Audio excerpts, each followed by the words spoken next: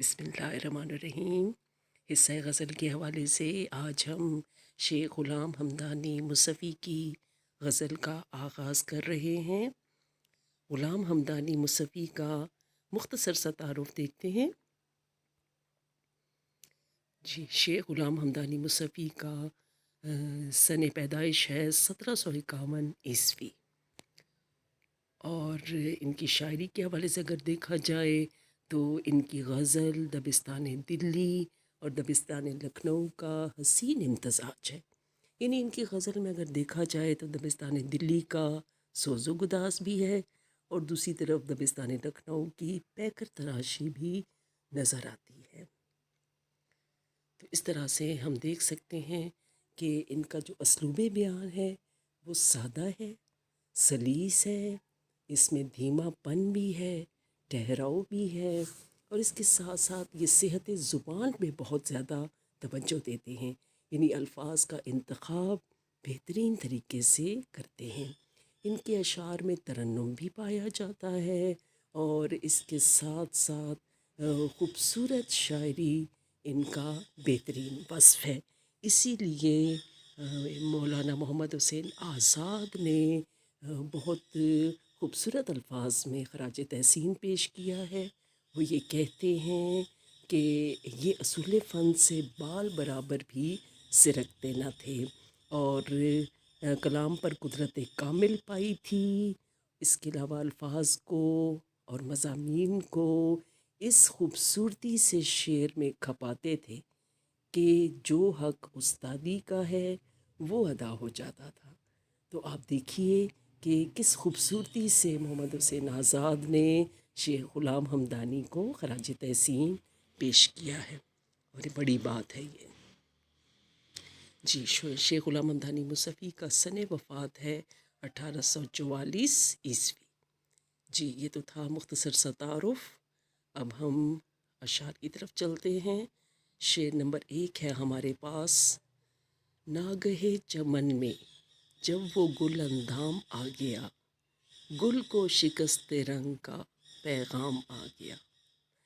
بیٹے اس میں دیکھیے گا کہ ناگہے لفظ ہے ناگہا، ٹھیک ہے، یا آپ نے ایک لفظ پڑھا ہوگا ناگہانی، تو ناگہا اچانک کو کہتے ہیں، ٹھیک ہے۔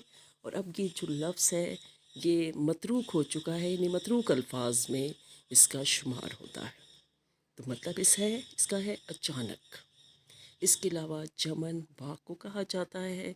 گل اندام کا مطلب ہے پھول جیسے نرم و نازک بدن یا جسم کا مالک، اور یہ گل اندام استعارہ استعمال کیا گیا ہے محبوب کے لیے۔ شکست رنگ، اس کا مطلب ہے کہ رنگ کا اڑ جانا یا رنگ کا پھیکا پڑ جانا۔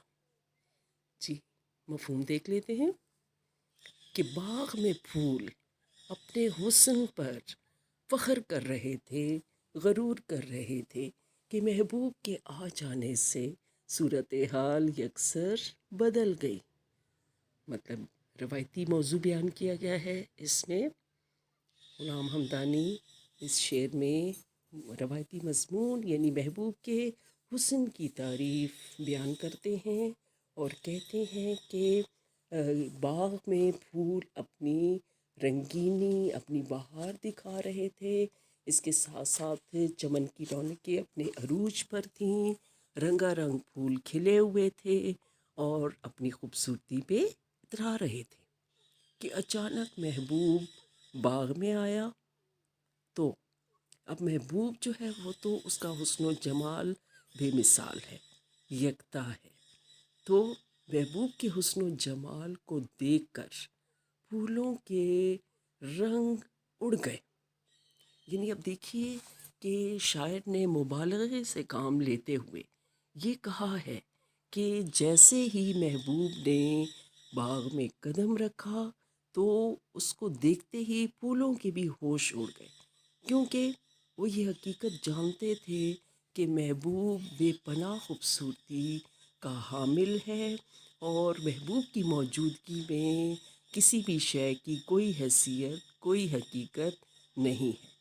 تو اب دیکھیے کہ محبوب کی خوبصورتی کو پھولوں کے رنگ اور اس کے حسن پہ ترجیح دی گئی ہے۔ اب یہ دیکھیے کہ شعراء ہمیشہ اپنی عزیز ترین ہستی کے حسن و جمال کو اپنے کلام کا حصہ بناتے آئے۔ اب دیکھیے کہ کبھی محبوب کے لبوں کی تعریف کی ہوتی ہے، کبھی اس کی زلفوں کو خراج تحسین پیش کیا جاتا ہے۔ تو اس طرح سے یہ شعر بھی اسی مضمون کا حامل ہے۔ اور اس حوالے سے ہم متعلقہ شعر دیکھتے ہیں۔ کون اس باغ سے اے باد صبا جاتا ہے، رنگ رخسار سے پھولوں کا اڑا جاتا ہے۔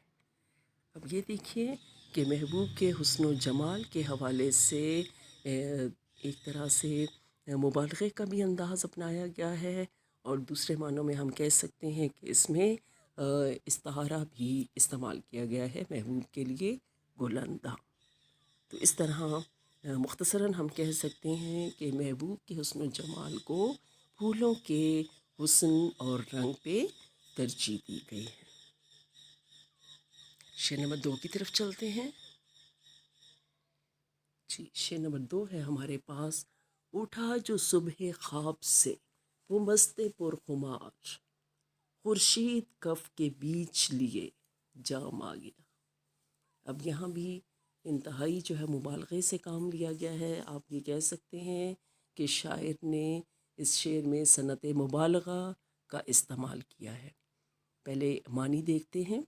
مدہوش، مدہوش مست، مدہوش، ٹھیک ہے۔ پرخمار کا مطلب ہوتا ہے نشے میں ڈوبا ہونا، نشے میں سرشار ہونا۔ خورشید سورج کو کہا جاتا ہے۔ کف سے مراد ہے ہاتھ، ہتھیلی، اور جام کہتے ہیں پیالے کو، اور یہ خاص طور پر شراب کے لیے استعمال کیا جاتا ہے کہ وہ پیالہ جس میں شراب ڈالی جاتی ہے۔ یہ تو تھے الفاظ کے معنی۔ اب ہم شعر کا مفہوم دیکھتے ہیں کہ صبح بیداری کے وقت محبوب کی آنکھوں میں وہ نشیلا پن تھا کہ جیسے سورج اپنے ہاتھوں میں شراب کا پیالہ تھامے آ گیا ہے۔ تھوڑی سی وضاحت دیکھتے ہیں، تب مفہوم جو ہے وہ آپ پہ واضح ہوگا کہ اصل میں شاعر کہنا کیا چاہ رہے ہیں۔ اب اس شعر میں بھی روایتی موضوع ہے، جیسے میں نے پہلے بات کی کہ اس میں بھی محبوب کی خوبصورت اداؤں اور اس کی آنکھوں کی خوبصورتی کا تذکرہ ہے۔ اب دیکھیے کہ ایک عجیب سی منفرد سی بات ہے کہ شاعر یہ کہتے ہیں کہ جب محبوب وہ نیند سے بیدار ہوا تو اس کی آنکھوں میں نشہ اور نیند کا خمار مسلسل موجود تھا۔ اب ان مست نگاہوں میں، ان نشیلی آنکھوں میں ایسی کیفیت تھی کہ جسے دیکھ کر جو شاعر ہیں وہ حیران رہ گئے، ٹھیک ہے۔ اب یہ دیکھیے کہ محبوب کا جو چہرہ ہے اس کو تشبیہ دی گئی ہے سورج سے، کہ محبوب کا جو چہرہ ہے وہ سورج کی طرح روشن اور چمکتا ہوا تھا، اور اس کی آنکھوں میں ایک نشیلا پن تھا، یعنی جیسے نیند سے اٹھنے کے بعد بھی آنکھوں میں سرخی ہوتی ہے یا نیند کا خمار موجود ہوتا ہے، تو اس کو دیکھتے ہوئے شاعر نے کیا خیال کیا۔ اب یہ دیکھیے کہ شاعرانہ تخیل ہے، انہیں یہ لگتا ہے کہ جیسے سورج ہاتھ میں شراب کا جام لے کر آ گیا ہے، ٹھیک ہے۔ آپ سمجھ پائے ہیں کہ یہاں پہ شاعر نے محبوب کے چہرے کو سورج قرار دیا ہے اور اس کی آنکھوں کی خوبصورتی کے لیے شراب کے جام کی مثال دی ہے۔ تو ایسا لگتا ہے شاعر کو کہ جیسے محبوب کا جو روشن چہرہ ہے سورج کی طرح ہے، اور اس کی جو نشیلی آنکھیں ہیں ان کو دیکھ کر ایسا لگتا ہے کہ جیسے سورج اپنے ہاتھوں میں شراب کا جام اٹھائے آ چکا ہے، اور اس کی یہ کوشش ہے کہ وہ ان آنکھوں کا نشیلا پن ساری دنیا میں پھیلا دے، ٹھیک ہے۔ تو آپ نے یہ اس کو دیکھنا ہے، تھوڑی سا مشکل موضوع ہے لیکن اب شاعرانہ تخیل کی بات ہے کہ شاعر نے محبوب کی خوبصورتی کو بیان کرنے کے لیے محبوب کے چہرے کو سورج قرار دیا اور اس کی آنکھوں کے نشیلے پن کے لیے شراب کے جام کی منفرد مثال پیش کی ہے۔ جیسے پہلے میں نے بات کی کہ شعراء ہمیشہ اپنے محبوب کے حسن و جمال کو فخریہ انداز میں اپنی شاعری کا حصہ بناتے ہیں۔ جیسے میر نے کہا ہے، میر و نیم باز آنکھوں میں ساری مستی شراب کی سی ہے۔ یعنی میر نے اپنے انداز میں محبوب کے جو خوبصورت نین ہیں ان کا ذکر کیا ہے۔ جی، شعر نمبر 3 ہے ہمارے پاس۔ افسوس ہے کہ ہم تو رہے مست خواب صبح اور آفتاب عمر لب بام آ گیا۔ جی، بہت بہترین اور خوبصورت موضوع استعمال کیا ہے کہ انسان اپنی زندگی میں غفلت کا شکار ہو جاتا ہے، اور جب اس کی آنکھیں کھلتی ہیں، جب اسے ہوش آتا ہے، تو زندگی کا سورج غروب ہونے کے قریب ہوتا ہے۔ اب پہلے ہم دیکھتے ہیں الفاظ کے معنی۔ مست خواب صبح، صبح کی نیند میں مدہوش ہونا، صبح کی نیند میں بے خود ہونا۔ اب شاید آپ کو اندازہ ہو کہ صبح کے وقت انسان کو بڑی خوبصورت نیند آ رہی ہوتی ہے، یعنی جب جاگنے کا وقت ہوتا ہے تو ہمارا دل چاہتا ہے کہ ہم تھوڑی دیر کے لیے مزید سو لیں۔ تو صبح کی نیند میں مدہوش ہونا، ٹھیک ہے۔ آفتاب عمر، زندگی کا سورج، مطلب بڑھاپا۔ اور لب بام کہتے ہیں چھت کے کنارے کو، لفظی مطلب یہ ہے، لیکن یہاں پہ لب بام سے مراد کیا ہے؟ غروب ہونے کے قریب ہونا، ٹھیک ہے۔ یعنی سورج غروب ہونے کے قریب تھا، اس وقت ہماری آنکھیں کھلی، تو اس وقت افسوس کرنے کا کوئی فائدہ نہیں تھا۔ جی، مفہوم ہم دیکھتے ہیں۔ ساری زندگی غفلت میں گزارنے کے بعد جب ہوش آیا تو زندگی اختتام کے قریب تھی۔ جی، یہ ایک المیہ ہے کہ ہم ہمیشہ وقت گزرنے کے بعد سوچتے ہیں، اور اس وقت یہی عالم ہوتا ہے کہ اب پچھتائے کیا ہو جب چڑیاں چگ گئی کھیت، وہ والی کیفیت ہوتی ہے۔ جی، تو ہم تشریح کی دیکھتے ہیں کہ شاعر اپنی گزشتہ زندگی پر نظر ڈالتے ہوئے پشیمان ہے، شرمندہ ہے، افسوس کا اظہار کر رہا ہے، کیونکہ اس نے اپنی یہ قیمتی عمر بیکار کاموں میں گزار دی اور مقصد زندگی کو فراموش کر دیا۔ اب پچھتانے سے کچھ بھی حاصل نہیں ہو سکتا، کیونکہ زندگی کے قیمتی لمحے تو رائے گاں گزر گئے۔ اب وہ لمحے اگر ہم چاہیں بھی تو لوٹا نہیں سکتے۔ تو اسی لیے انسان واقعی نادان ہے۔ اللہ تعالیٰ نے خود فرمایا ہے قرآن پاک میں جا بجا کہ انسان ناشکرہ ہے، انسان واقعی نادان ہے، اور یہ نہیں سمجھتا کہ دنیا کی زندگی دھوکے کے سوا کچھ نہیں ہے۔ اب دیکھیے کہ یہ قرآن پاک کی آیت کا مفہوم بھی ہے کہ دنیا کھیل تماشے کے سوا کچھ نہیں۔ حدیث مبارکہ میں یہ مفہوم بیان کیا گیا ہے کہ دنیا کی زندگی ایک سراب ہے، اور یہ انسان کے لیے دھوکے کے سوا کچھ اور نہیں ہے۔ ابھی دیکھیے کہ دنیا کی محبت کو ہم اپنے دل میں اس طرح بسا لیتے ہیں کہ آخرت اور خدا کی ہمیں یاد نہیں رہتی۔ اب دنیا کی محبت کے لیے ایک کشتی کی بہترین مثال دی جا سکتی ہے کہ کشتی جب تک پانی میں رہتی ہے تو صورتحال ٹھیک رہتی ہے، لیکن جیسے ہی پانی کشتی میں آنے لگتا ہے تو کشتی ڈوب جاتی ہے۔ یہی مثال انسان اور دنیا کی ہے کہ جب تک انسان اپنی زندگی کو بہترین طریقے سے گزارتا رہتا ہے، دنیا کی محبت اس کے دل میں بسیرا نہیں کرتی، تو تب تک وہ کامیاب رہتا ہے۔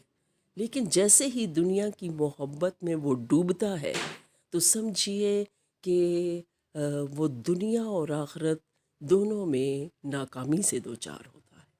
تو اس طرح سے دنیا کی محبت بس اتنی ہی ہونی چاہیے کہ انسان اپنے آپ کو مسافر کی طرح سمجھے کہ یہ دنیا ایک سرائے ہے اور اس میں اس کا قیام صرف ایک مسافر کی طرح ہے کہ سرائے میں اس نے تھوڑی دیر قیام کرنا ہے اور اس کے بعد اپنی منزل کی طرف چل دینا ہے۔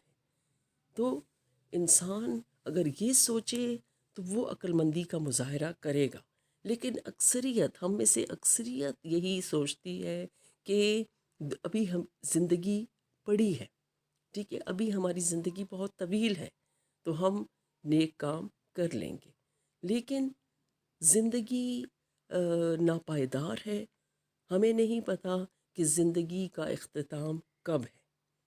تو وہ جو ہے انسان دنیا کی خوبصورتی سے متاثر ہو کر آخرت کو بھلا دیتا ہے۔ اسی لیے شاعر اس شعر میں نصیحت کرتے ہیں کہ وقت گزرنے سے پہلے زادرہ اکٹھا کر لو، کیونکہ بعد میں پچھتانا بیکار ہے، بے سود ہے۔ اسی لیے انسان کو ہمیشہ اپنی زندگی کو بلکہ اس کے ایک ایک لمحے کو نیک کاموں میں گزارنا چاہیے، کیونکہ پھر یہ نہ ہو کہ جیسے میر درد نے کہا کہ وائے نادانی کہ وقت مرگ یہ ثابت ہوا، خواب تھا جو کچھ کے دیکھا، جو سنا افسانہ تھا۔ جی شعر نمبر 4 کی طرف ہم چلتے ہیں۔ شعر نمبر 4 ہے ہمارے پاس، ہے جائے رحم حال پہ یاں اس اسیر کے، ہے جائے رحم حال پہ یاں اس اسیر کے، جو گرتے ہی ہوا سے تہ دام آ گیا۔ جی یہاں پہ بھی ایک خوبصورت موضوع بیان کیا گیا ہے۔ اسیر کہتے ہیں قیدی کو، ٹھیک ہے، اور جائے رحم یعنی رحم آتا ہے، رحم کی کیفیت ہمارے دل میں پیدا ہوتی ہے۔ کس کے لیے؟ اس قیدی پرندے کے لیے۔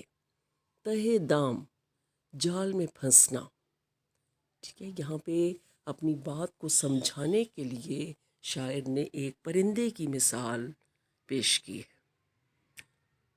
جی مفہوم پہلے دیکھتے ہیں ہم کہ وہ پرندہ واقعی قابل رحم ہے جو قید سے نکل کر اڑ بھی نہ پایا تھا کہ دوبارہ قید ہو گیا، یعنی بدقسمتی انتہا کی تھی۔ اس شعر میں مصنف کیا کہتے ہیں؟ علامتی انداز انہوں نے اختیار کیا ہے اور زندگی کی مشکلات کا تذکرہ کرتے ہیں کہ وہ مشکلات، وہ پریشانیاں جو ساری عمر انسان کو اپنا اسیر کیے رکھتی ہیں۔ اب یہاں پہ دیکھیے کہ اسیر، دام اور پرندے کے حوالے سے ہم یہ کہہ سکتے ہیں کہ اس میں صنعت میرات النظیر کا بھی استعمال ہے، ٹھیک ہے۔ تو کیا کہتے ہیں؟ اب یہاں پہ اسیر سے مراد شاعر کی اپنی ذات ہے، اور دام سے مراد آپ یہ سمجھ لیں کہ وہ مصیبتیں ہیں، وہ پریشانیاں ہیں کہ جو شاعر نے اپنی زندگی میں جن کا سامنا کیا۔ آپ دیکھیے کہ غلام حمدانی مصنفی جو ہے انہوں نے اپنی زندگی میں غم دوراں بھی دیکھا اور غم جاناں سے بھی ان کا واسطہ پڑا۔ اپنی زندگی میں انہوں نے جو وقت تھا وہ مختلف شہروں میں گزارا، اور خاص طور پر دلی کی تباہی نے ان کے دل پہ بہت اثر کیا۔ تو اس لیے انہوں نے اس کیفیت کا، غم کی کیفیت کا اپنے کلام میں بھی جا بجا ذکر کیا ہے۔ تو اب یہاں پہ انہوں نے مثال انسان کے لیے پرندے کی ہے کہ ایک پرندہ اگر کوشش کے بعد کیا کرتا ہے کہ اسیری سے رہائی کی کوشش کرتا ہے، یعنی وہ رہا ہونا چاہتا ہے، آزاد ہونا چاہتا ہے، اور خوش قسمتی سے وہ آزاد ہوتا بھی ہے، لیکن چند لمحوں بعد ہی اسے صیاد پھر سے اپنے جال میں پھنسا لیتا ہے، ٹھیک ہے، وہ پھر سے اسیر ہو جاتا ہے۔ تو اس پرندے کی حالت پہ رحم آتا ہے کہ جس نے اس قید سے نکلنے کی کوشش تو کی، لیکن پریشانیوں نے اور دکھوں نے اسے اس طرح سے گھیر لیا کہ انسان کے لیے زندگی بھی ایسی کیفیت بن گئی کہ جس کے بارے میں درد کہتے ہیں کہ زندگی ہے یا کوئی طوفان ہے، ہم تو اس جینے کے ہاتھوں مر چلے۔ یعنی انسان کو اپنی زندگی میں پے در پے ایسے مصائب کا سامنا ہوتا ہے کہ واقعی وہ پریشان ہوتا ہے اور کوشش کرنا چھوڑ دیتا ہے۔ یعنی انتہا درجے کی مایوسی اس کے دل میں بسیرا کر لیتی ہے۔ اب یہاں جو مصفی ہیں وہ بھی اسی کیفیت سے دوچار ہے۔ تو کہتے ہیں کہ اپنے آپ کو جو ہے وہ اسیر پرندے سے انہوں نے تعبیر کیا ہے، اور کہتے ہیں کہ زندگی جو ہے وہ میرے لیے کس طرح کی شکل اختیار کر چکی ہے۔ کہتے ہیں کہ دور تک مایوسیاں، محرومیاں، ناکامیاں، زندگی سوزے تمنا کے سوا کچھ بھی نہیں۔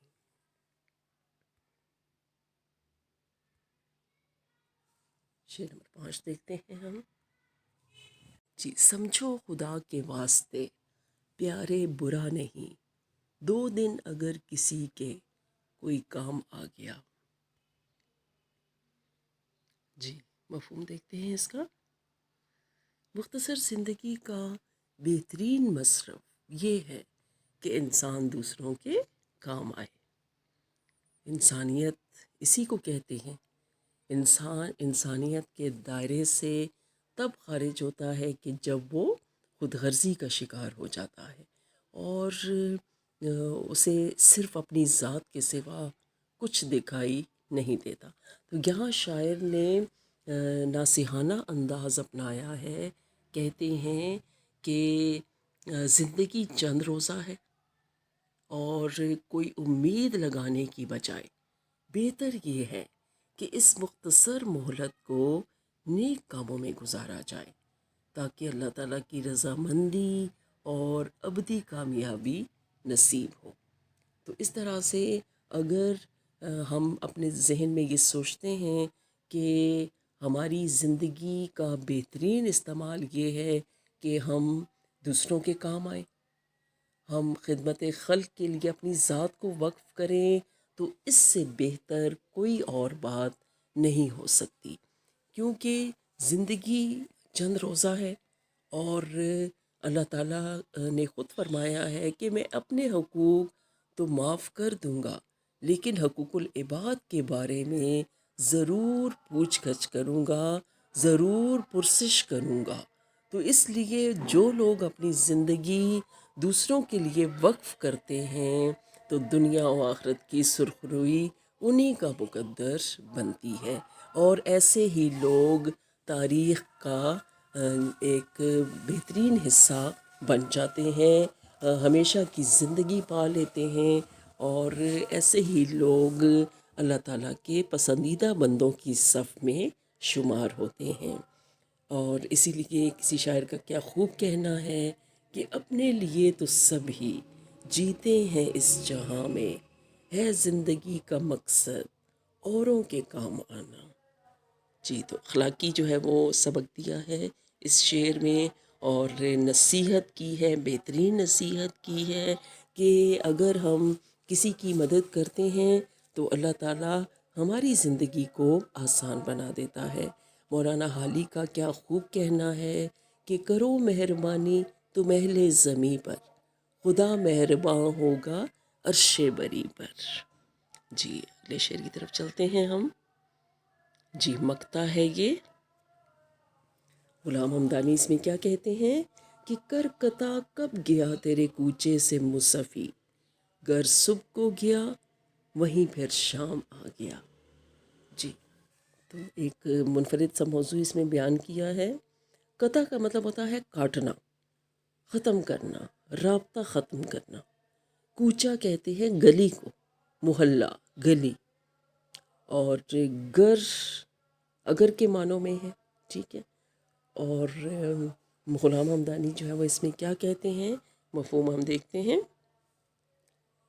اے محبوب، ہم نے تیرے کوچے کو کب چھوڑا کہ اگر صبح نہ سہی تو شام کو ہم پھر سے وہیں آ گئے جہاں سے چلے تھے۔ تو کہتے ہیں کہ محبوب کو اور اس کے کوچے کو چھوڑنا بہت ہی مشکل ہے۔ جی تشریح ہم ذرا دیکھتے ہیں۔ غزل کے مقطع میں شاعر یہ کہتے ہیں کہ میں نے کئی مرتبہ قطع تعلق کا ارادہ کیا۔ اب دیکھیے نا کہ عاشق صادق اگرچہ وفادار تو ہے، ٹھیک ہے، لیکن اس کے باوجود محبوب کی بے مروتی اسے یہ سوچنے پر اکثر مجبور کرتی ہے کہ اگر اس سے قطع تعلق کر لیا جائے تو شاید زندگی آسان ہو سکتی ہے، اور اگر وہ یہ ارادہ کر بھی لیتا ہے تو اس ارادے پر وہ قائم نہیں رہ سکتا، کیونکہ جذبہ عشق اسے پھر سے اس گلی میں لے آتا ہے۔ تو کیا کہتے ہیں غلام حمدانی کہ اگرچہ ہم نے قطع تعلق کا ارادہ تو کیا، لیکن پھر اس عہد پر برقرار نہ رہ سکے، کیونکہ اے محبوب تیرے دیدار کی طلب نے اس قدر بے چین کیا کہ پھر سے تیری گلی میں آ گئے۔ اب یہ دیکھیے کہ بعض اوقات محبوب کی بے مہری اور تغافل عاشق صادق کو نا امیدی سے دو چار تو کر دیتا ہے، جیسے پہلے میں نے بات کی، لیکن وہ چونکہ اہل وفا میں سے ہے، اسی لیے وہ پھر سے محبوب کی گلی کا طواف کرنے لگتا ہے، کیونکہ بے وفائی جذبہ عشق کا اور عاشق صادق کا شیوا نہیں ہے۔ جی فراز کیا خوبصورت شعر کہتے ہیں اس موضوع پہ۔ ہزار بار کیا ترک دوستی کا خیال، مگر فراز پشیماں ہزار بار ہوئے۔ جی تو خوبصورت جو ہے وہ مثال بھی پیش کی ہے، اور خوبصورت اور روایتی مضمون غلام حمدانی نے اس مقطع میں بیان کیا ہے۔ تو یہ تو تھی غزل کی تشریح۔ ہم اپنے لیکچر کا اختتام کرتے ہیں۔